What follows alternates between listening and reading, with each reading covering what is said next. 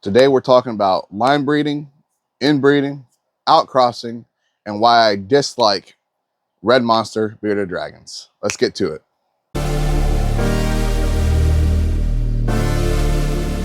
Plastic bars wanna copy my steel. What's up, YouTube?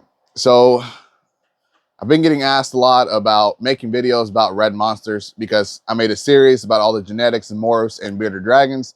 Well, I'll just put it this way, simple as that. I don't like red monsters because all of the bad breeding practices that have happened that created the red monster. Now, hopefully this video explains it a little bit when I talk about inbreeding versus line breeding versus outcrossing and how red monster is actually, a product of a lot of inbreeding. So essentially, let's go start off with inbreeding. Inbreeding is pretty self-explanatory. It's when you breed sibling to sibling, mom to son, dad to daughter. Essentially, that's inbreeding. Now, typically the way people use inbreeding is if they're working with a recessive morph and they find that there's something different about the parents, they breed the parents, end up with nothing similar in the offspring. So what that means is, let's say one of the parents had some kind of crazy wacky pattern and they bred it to another animal, and none of the offspring came out with that wacky pattern, which means that wacky pattern wasn't dominant and also wasn't incomplete dominant. So essentially that means it could possibly be recessive, but the only way to find that out is by grabbing one of those offspring and breeding it back to the dad or the mom, whichever one had the wacky pattern, and seeing what happens. You get results way quicker because of the fact that you're getting an 100% offspring and breeding it back to a visual parent, and essentially half the offspring should be that wacky pattern. Now, the problem with that is you're only supposed to do that once, right?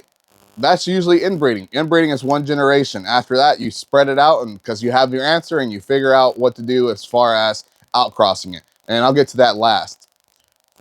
The problem is the next thing is line breeding. So with line breeding, it's essentially the same as inbreeding, except you're outcrossing it a little bit. So you're breeding that same one. Let's say you have that male, that's the wacky pattern. You're breeding it to several females. You get a bunch of half siblings. You breed those together. That essentially is inbreeding, but it's a little bit further. So it's almost line breeding. Now, the next thing in line breeding would be breeding cousins together that have the same mutations. And obviously you're going to get more of that mutation, more of that morph, and that's line breeding. Typically, line breeding has less effects as far as negative effects on the offspring than inbreeding does. That's why earlier I said that you want to do that at least just once. If you start doing it more than that, with inbreeding, you start having issues. Line breeding, you probably don't want to do it more than 3 or 4 generations. After that, it starts having adverse effects and you start getting, for example, in bearded dragons, I've noticed like neurological problems, just their organs don't grow correctly, dwarfism. There's a lot of stuff that can happen with bearded dragons when it comes to inbreeding, line breeding, as well as ball pythons. Ball pythons have all kinds of things that can happen. Kinking, so most likely they're not even going to make it out of the egg if they're all kinked up. But with a lot of ball python morphs, there's also a lot of things that together could cause the kinking. So it's not just inbreeding. Same with bearded dragon morphs. You know, you have the trans to trans causes a lot of problems. So essentially, that's not inbreeding anymore, or even line breeding, but it still causes problems just because of the mutations being bred together. Some supposedly still a lot of problems with them. Now let's talk about outcrossing. Now outcrossing is when you are essentially, let's say you take one of those offspring from that first generation, so 100% het, you're breeding to something that's not nowhere near that line or that bloodline, you get 50% hets. Well, you get 50% hets, you keep on working with 50% hets, one of them proves out, you're starting to outcross it. So essentially you're breeding one that came from that bloodline out to something that's not even from that bloodline. And you just start creating more 100% hets by creating 50% hets and proving them out. And once you prove them out, obviously, now you know you have a 100% het. You might even get visuals, and at this point, you can start breeding those visuals out to different blinds and all of that, and getting essentially typically it takes 3 or 4 years to get to outcrossing because you're still trying to figure out what you have. So when you see a morph that's brand new and you're like, oh, I can't wait to get that, just know that it's probably going to take about 4 or 5 years before you even are allowed to buy something from that bloodline, unless it's a male. Usually males, get spit out a lot quicker. And then also, it depends on who you ask. If it's like a recessive morph, then it might be a female that gets spit out quicker because that female is going to have less chances of reproducing versus a male could, spread his bloodline across several females. So it really just depends on who you ask. For me, I see males come out quicker than females, but then depending on the mutation, if it's something that's, similar to something that's already out, then it doesn't matter what comes out really. But I have noticed that a lot with like the newer mutations, the males are held back a lot longer because they want to put those males to several females to create more for themselves before they're actually put out to the public. Now let's talk about red monsters. I don't have any red monsters, so let's get that out of the way. I don't like red monsters. I will eventually get red monsters, but because of outcrossing that's being done right now. But I'll explain all about that here in a second. So I would be showing you a lot of different dragons and snakes and stuff like that that I have, but nothing in particular to red monster because of the fact that I don't have red monster. I have some really nice red dragons, but not enough to say, oh, it's red monster. So red monsters. Red monsters originated from China. The problem with red monsters is that there was a lot of inbreeding that took place to create red monsters and recreate red monsters as often as they did. So red monsters, I don't even remember exactly when they came out, but I remember them like 2020 or something like that. 2019 is when I first saw my first red monster. And then probably like 2 years later, they were all over the world. So it's kind of crazy how many red monsters were produced in that short amount of time. The problem with red monsters is it started off normal, right? It started off with inbreeding. So that one person had a dragon that looked extremely red, extremely spiky, bred it to a different dragon to see what it was. Essentially, a lot of the babies didn't come out with that look. So they bred those babies back to the parent to create more of that look. No big deal. That's one generation. Third generation came around. They were still doing that, breeding it back, breeding it to cousins, breeding it. So they were breeding it, not even to cousins, they were breeding it back to, to their parents, to have siblings and stuff like that. So you're getting into line breeding now. Well, they still all originated from one dragon. Let's say 2 dragons, just to be fair. They originated from 2 dragons. They were still breeding cousins. They were still breeding brothers and sisters, and they kept doing that. They never outcrossed it. The first time I ever saw somebody outcross was when those dragons came to the United States, probably like 2020, 2021.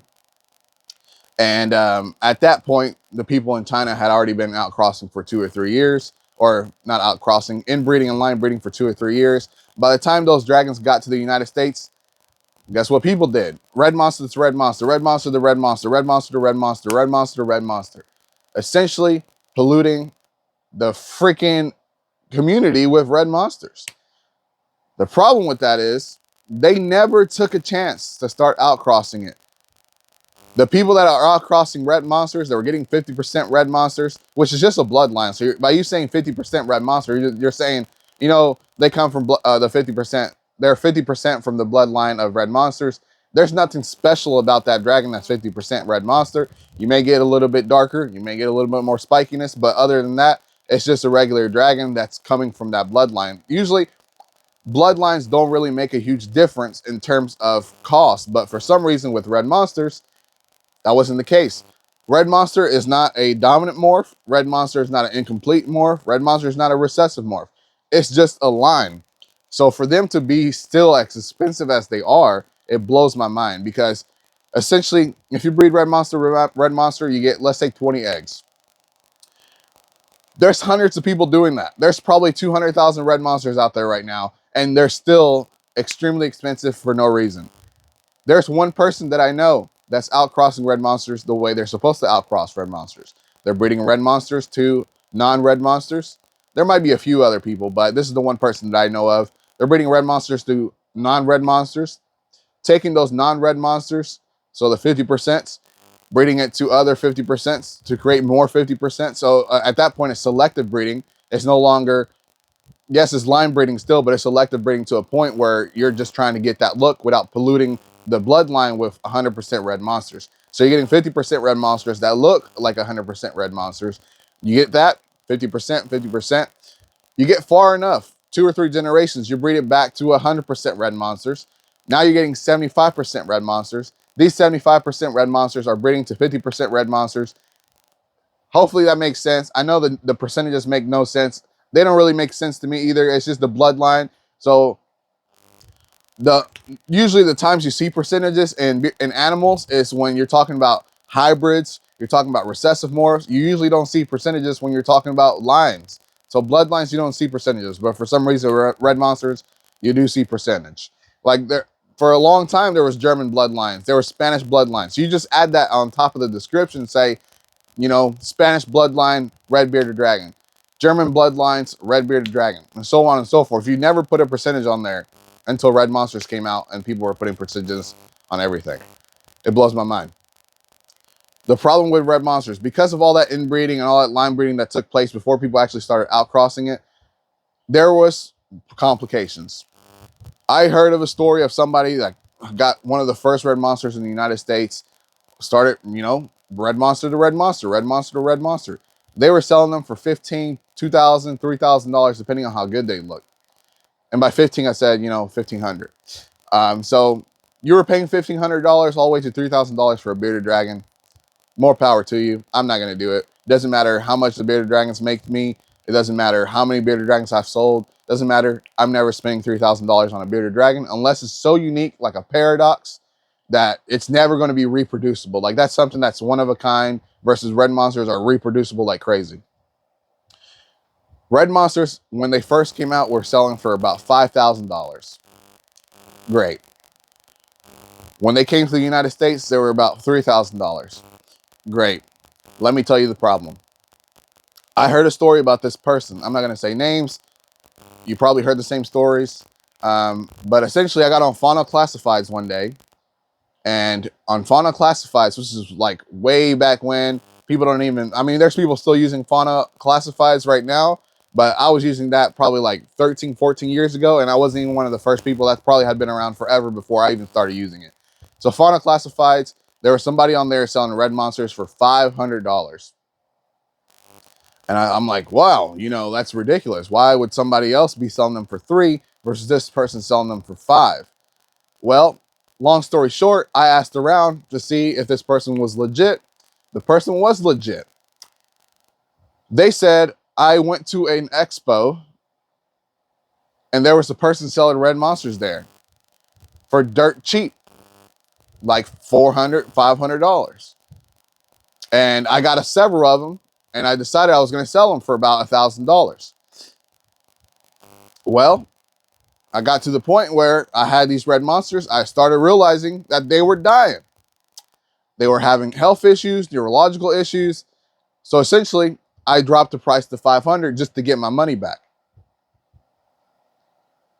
That wasn't the only case I heard about red monsters having neurological problems, organ failure. Like it was bad. Like people were just having dragons that weren't making it. There was dwarfism. All the stuff that I mentioned that's a problem with line breeding, inbreeding, that was happening in red monsters. Now, don't get me wrong. A lot of that stuff can happen outside of red monsters, but the chances of it happening are slim to none. Like out of all the bearded dragons that I've ever produced, I've probably only had one dragon that had some dwarfism to it. And as far as I know, I've never been told anything, but I've never had a bearded dragon have neurological problems. I've never had a bearded dragon have, you know, organ failure. Actually, I'll take that back. There was one bearded dragon probably like, I want to say 8 years ago that got to about 8 months or so, and then it had organ failure. But I don't know if it was caused by breeding or if it was just that particular bearded dragon. Because again, just like humans, billions of humans in the world, some of them get cancer, some of them have heart problems. So it's just the way it works. That's just the way it works. There's nothing you can do about it. So it could have just been that one bearded dragon was just meant to have organ failure. So maybe it had some type of cancer or something, but essentially that's what happened with that bearded dragon. But with red monsters, it was happening quite often. It got to the point where people were just saying, I'm never going to buy a red monster. And I was one of those people. I'm never going to buy a red monster. However, now that there's 50% red monsters that are looking like red monsters, they're outcrossed. At that point, it doesn't hurt to keep going and making 25% red monsters that look like red monsters. Because again, like I said, this is a bloodline. This is not a morph. This is not dominant, co-dominant, or complete dominant, whatever you call it. It's not recessive. It's not any of those three. So for people to be spending so much money on red monsters, if you go on Morph Market right now, you 100% you will find red monsters from $500, $600, all the way up to $3,000 right now. And ask yourself, why are there red monsters that are $600 versus red monsters that are $3,000 in the same economy, in the same market? Ask yourself those questions, because there's the reason behind it. The people that are selling them for $600, those are red monsters that are probably from blinds that are having issues. They might even be red monsters that are, because the only way to make money in this world is by lying to people, apparently. They might not even be 100% red monsters. They might be 50% red monsters, 25% red monsters that look like red monsters. And instead of saying 25, 50%, guess what? They are doing red monsters, $600. Ask questions, people. Just ask questions, because you'll never get an answer unless you ask a question. There's people out there that are breeding red monster to red monster to create the darkest monsters they can find. Do what you got to do. There's another person out there that's breeding red monsters to wiblets to create dark orange, dark burnt wiblets. That's perfectly fine. Wiblets do not come from the red monster bloodline. So in that case, that person's breeding 50% red monster het wiblets to 50% red monsters het wiblets, and creating, 25% red monsters that are visual wiblets, but you're still getting that color. And that's really what people like about red monsters, is the color. So for people to continue breeding red monster to red monster just to maintain the color, outcross it, people. Come on, just outcross it. It's not going to hurt you. So with all that said, just be wary when you are buying red monsters, because of the fact that you might be getting a red monster that's coming from inbreeding. That happens all the time. A lot of these red monsters out there are caused from inbreeding and line breeding. Even after all of this time has passed, there's people still inbreeding and line breeding for red monsters, because they know that there's people out there that are going to be spending $3,000 on a red monster. So obviously in that case, why not? Why not breed and get 20 red monsters and half of them die before you're able to sell them, and then you still have 10 red monsters that you can sell for $3,000? Why not? Right? And then after those people buy those red monsters, they realize that they're going to have issues, a year down the road. They have organ failure, they have liver issues, they have neurological issues. Not the problem of the breeder anymore. Now it's the problem of the customer. The owner of that dragon is going to have all the complications, have all the problems. Because the red monster bloodline is still fairly new, it's not, 8 years, something like that. It's not that 7 years. It's not that old. Essentially, you have, let's say, 7 generations of red monsters. Right now is the time when people are going to be able to outcross correctly, because of the fact that usually outcrossing happens after the 4th generation. Because at that 5th generation, you can take a 18th cousin and breed it to another 18th cousin, but guess what? They're both visual red monsters. And there's going to be less likely of chances. There's going to be no chance, hopefully, that there's going to be neurological problems, organ failure, dwarfism, nothing like that. But the problem is, like I said, there's still people right to this day, after freaking 8 years, still breeding, inbreeding, line breeding, and hardly any of them are doing outcrossing. So I guess I take it back. I know of 2 people that are outcrossing, and one person's still doing, actually they're both still doing red monster to red monster, but I know one of them, and they did their due diligence as far as making sure that they were unrelated 2 or 3 generations back. And it's hard to do that. It's hard to actually find if your animals are unrelated 2 or 3 generations back. You want to make sure that past the grandparents, they're no longer related. I have 2 snakes that I bred last year that were from great grandparents, like they were related from great grandparents. That's considered line breeding still, but it's almost to the end of line breeding. So essentially, all of their offsprings are going to be fourth generations. And if I were to breed those offsprings to other offsprings, I guess that would be outcrossing. I don't know. But I do know. But yeah, if I were to breed one of the females that I kept from that to like somebody like that same breeder, let's say he kept some and then there are like, you know, 3 or 4 lines down that direction, 4 generations, obviously they're in that direction. I can buy one of his, breed it to mine, and there's not going to be any problems because they're like 5th, 6th cousins or something like that, you know? And more than likely, they never even knew they were cousins. Sorry, that was I hate to say it, that was an incest joke, but you know, whatever. We live in Kentucky. I'm just kidding. Don't say that. Don't say that, bro. I'll get canceled. But yeah, that's my problem with red monsters. Red monsters is just a lot of inbreeding, a lot of line breeding. Very few people out there outcrossing right now, and this is the perfect time to start outcrossing because again, after 4 generations, you're able to outcross, no problem. So why not? Why are they not doing it? And that's a good question. Why are they not doing it? All of these big breeders out there that are not outcrossing red monsters, they're doing it so they can make as much money as possible. People will lie, people will cheat, people will steal, all because of money. So why not sell an animal that's going to die sooner than the other animals for money? It is what it is. You know what? Before I leave, I just want to talk about dogs for a second. You know, just like bearded dragons, just like ball pythons, dogs are also, there's a lot of people out there doing inbreeding and line breeding. Now, just like every other animal, there's going to be complications. So I have a French bulldog, right?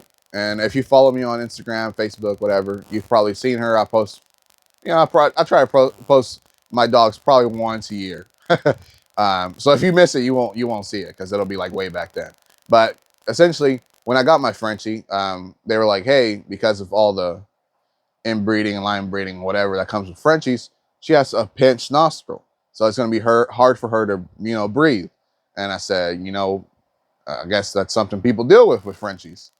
Well, she never had any problems. Long story short, they said in the heat, she wouldn't be able to run, keep her inside, pamper the shit out of her. I didn't. I have dogs. They're going to be outside running around, playing catch, whatever. I have 2 labs that essentially make her look like the tiniest dog in the world. And she's not tiny. She's a Frenchie, but she's stout. Like she's way muscular. It probably is caused because she's running with these labs all the time. But she jumps like a freaking bunny. She is a gazelle. I mean, it's crazy how fast she is. But essentially, that pinched nostril was caused from inbreeding and line breeding in Frenchies. And again, well, how much can a Frenchie sell for? Well, think about it. Frenchies sell for $1,500 all the way up to like $10,000 I've seen. So yeah, there's going to be people out there doing the wrong thing to get the most amount of money because that's just how people are. And I guess that's just where I wanted to leave off today. It's not just bearded dragons. It's not just ball pythons. It's everywhere. Luckily, it's not in humans though. So, right? Yeah. There is no inbreeding in humans. That does not happen. All right. So with that said, if you made it this far into the video, hopefully you saw the little clips that I was showing you. Hopefully you enjoyed the little clips I was showing you. I know sometimes I like to talk in front of with the animals, but sometimes it's just easier to record the animals after the fact and put them up as I'm talking. Because I know people get distracted. They're like, oh, look at that. But most people don't even want to listen to me talk for as long as I talk. So I have to entertain somehow. So essentially that's the end of the video. So if you made it this far, don't forget to like, share, and subscribe. Hit that notification bell. And as always, peace. Before you go, though, just know that there is a giveaway. I'll put the link up here, and let's go. That's it. That's it. That's it. That's it. Deuces.